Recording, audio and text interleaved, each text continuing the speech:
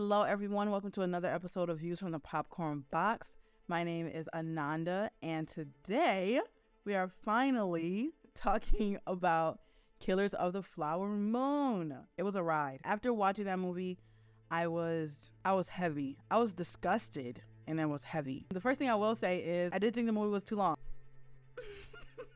The way in which the time jumps were made, I was a little confused. I didn't know how long this movie had taken place for. If we were going to jump in time like that anyway, I definitely do think what we achieved could have been achieved in 2.5 hours. 2.5 hour mark is when I really got to be like, all right, now. I was kind of getting tired. And it wasn't that the pacing wasn't good. I felt like we took too long to get to the point of like, okay, when are they going to get caught? Like, when is their reckoning? When is their reckoning going to come? I felt like it took a little too long to get to that point. That being said, I would watch it again. I rated rewatchability a 3 out of 5. I would definitely watch it again. I feel like you can benefit from a second watch. The story, I gave a 4 out of 5. I'm not mad at this movie. I would like to see another movie about this from Molly's point of view. Lily Gladstone's performance as Molly was amazing. It was Oscar winning. The way in which she was able to hold grief and pain and trauma and angst on her face without saying a word, Oscar winning. I honestly watched this movie at such a cosmic time. I talk a little bit about this on my TikTok, but I was wondering if people would go in and see this movie and kind of align it with the things that are happening in Gaza and kind of like see the similarities of the situation. In addition to that, I recently listened to an audiobook titled Summer of '85, where they talk about the bombing of a house, an organization in Philadelphia, where 61 houses were burned to the ground. And in the Killers of the Flower Moon, in the film, they were watching a movie about Tulsa and the bombing in Tulsa. So I'm watching this I literally watched this film at such an interesting time where I'm like going through watching all of these things happening in the world and the things that have happened in the past where people have just been oppressed and taken advantage of and, murdered. So watching all of that and taking in all of that and then watching this film was like a bit much. Like, it was a bit much for me, I'm not gonna lie. She won't last. Most Osages don't live past 50. How smart of Scorsese to kind of include that and push that in there, because this story is about a group of people being wiped out that does not make national headline news. I knew nothing about this. So it's just so interesting how not only does history repeat itself, but life imitates art and art imitates life. And I know this is based on a true story, but all of these things happening at once just gave me a different scope of what I'm watching. And it kind of like, I think that's why I left out of this movie feeling like pissed off, like I was mad.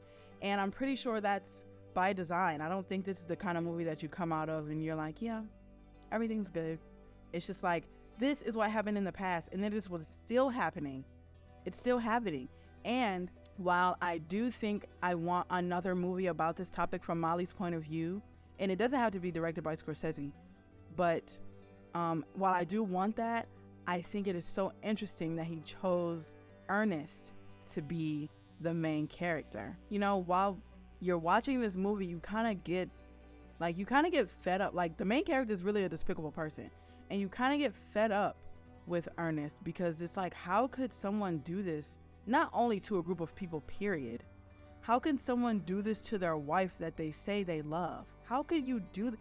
Even if you get married for financial reasons, once you're in it and you're spending time with that person every day and you see them at their most vulnerable and you see how much this pain is affecting her, how do you continue to not only kill her family members, but poison her? The front of the head, just like this, just like you told me.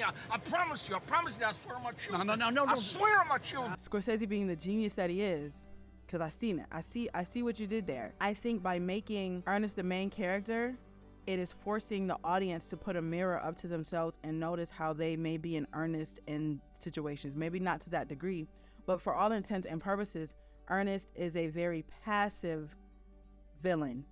He's a pawn. And he is a willing pawn. And he's it's really not, it's not really me.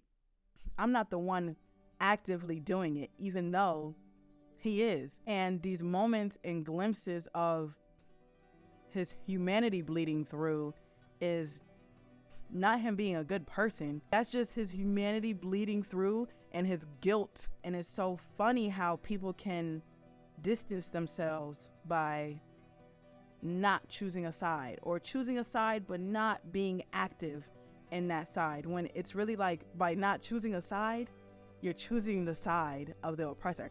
And that's personally what I took from Scorsese making Ernest the main character, choosing Ernest to be the main character and the person we follow, and having absolutely no redeemable qualities about himself, really puts that mirror in, like, how are you, do you choose sides in moments of oppression?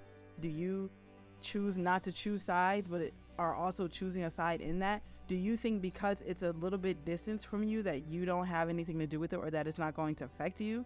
How do you show up in these instances? And I think that is the main message of what this movie was about in terms of Ernest's POV. Now, cinematography. The cinematography is definitely getting a 5 out of 5. I think that this movie is beautiful. There are so many shots in this movie that could just be pictures.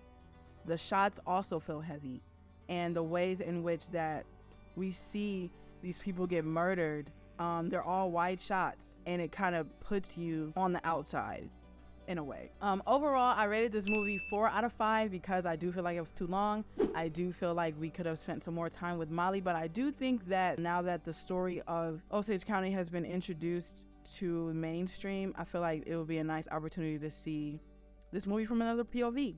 Have y'all watched this movie yet? Please tell me y'all have, because I can't wait to talk to somebody about it. Do y'all think the movie was too long? Would y'all have liked more Molly time? Do y'all think it was Martin Scorsese's best movie? Let me know in the comments. Until next time.